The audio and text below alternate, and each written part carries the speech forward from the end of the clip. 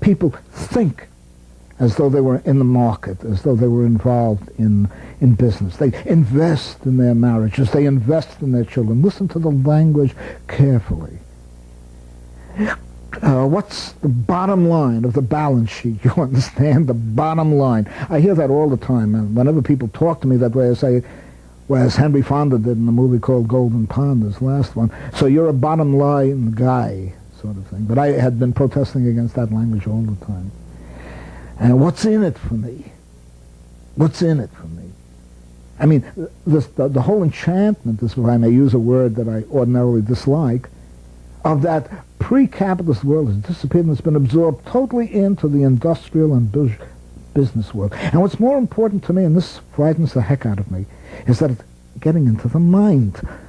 It literally forms concepts that are being implanted in the way in which, in the mind, in such a way that people think now that way. What's in it for me? Marriage has been a bad investment. You know what I mean? I got to invest in my children and so on and so forth. And with that comes the electronic language like input, output, feedback instead of dialogue. You know? And that disquiets me enormously. And what I fear more importantly than anything else is that we are losing a sense of contrast. We're losing a sense of contrast between capitalism as being something really irrational, capitalism as being something really, in a sense, unique. It hasn't existed since the beginning of time.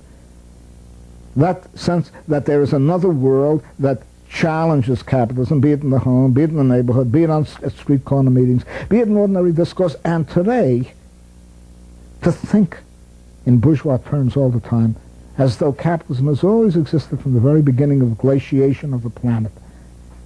And that is very frightening today.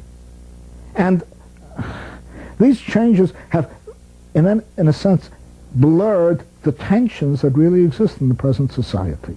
They really blurred the tensions that exist in the present society. With the result, very unfortunately, that people now can talk about anti-communist leftists without knowing, as Parenti has, without knowing what they're talking about. And people can go around calling others fascists without knowing what the word means. And a good many other terms that are now being thrown around without a real sense of the tensions that really exist underneath, and that these words are supposed to explicate rather than cover up. And that troubles me. I urge people not to think in those terms, to use the word investment, the bottom line, what's your input, what's your output. You know, that language, and I'm only scratching the surface of a whole vocabulary, a whole dictionary, is very frightening because it gets people to conceptualize within the framework of the system. Within the framework of the system. So these distinctions must be made, and they are relatively new. They really got underway with Eisenhower. Not that Eisenhower is personally responsible, he represents an era.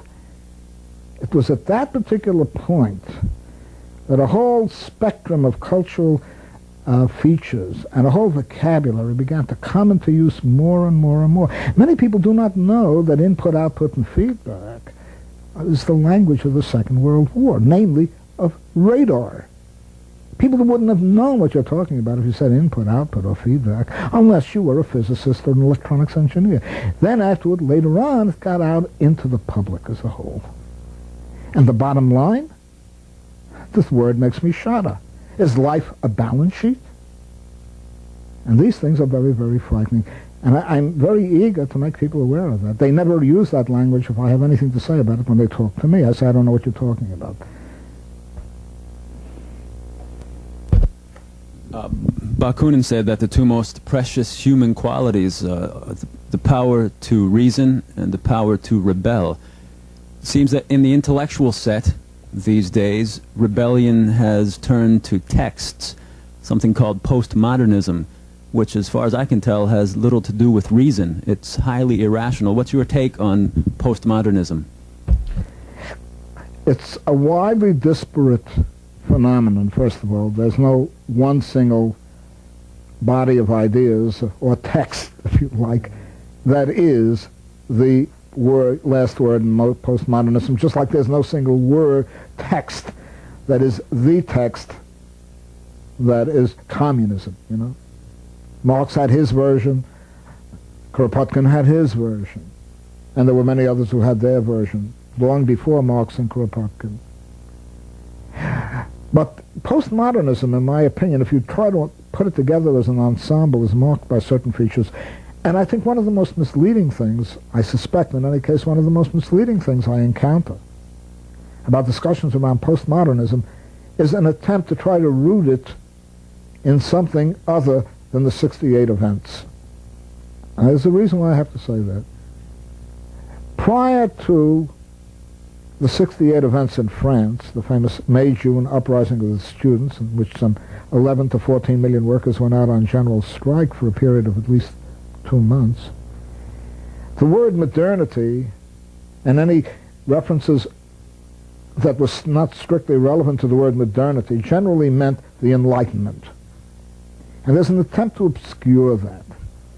Because the Enlightenment in the 18th century, which had many defects, was nonetheless a tremendous project in a sense of civilizing humanity and making it aware, first of all, of the importance of reason, a word that is arguable, because there's different kinds of rationality. You can have analytical rationality of the kind that you get in courses in logic today, 101. And you can have dialectical rationality, again, which can either be materialist, dialectical materialism, which Engels claimed it was, or you can have dialectical idealism, which more or less Hegel claimed it was, or you can have dialectical naturalism, which I would argue for. These are separate questions. But along with the project of the Enlightenment, there was always a stream that was very, very dubious, very strange. In reaction to the Industrial Revolution, and the Enlightenment favored technological development, and even the conquest of nature, a terminology I don't even use as such. I think it's only an idea. I don't think you can conquer nature any more than you can conquer a water molecule. It's kind of ridiculous. So, but in any case, the idea of technological development, the idea of a rational society, however that was spelt out, it could have been spelt out purely in political terms, liberty, equality, and fraternity, or it could have been spelled out as Marx and even the anarchists tried to spell it out, in communist terms, from each according to his her ability to each according to his her needs. But the point nonetheless remains that the idea of a rational society guided by reason, again, arguably, what we mean by reason, is a separate question. And the idea of human emancipation, in the case of the French Revolution and the French Enlightenment, before the law, you know, justice is blind and does not see distinctions between class, color, gender, and the like, those ideals were permanent ideals. That is to say, they scored a great advance over the idea that people are innately inferior and must obey their superiors, which was the pre-Enlightenment mentality.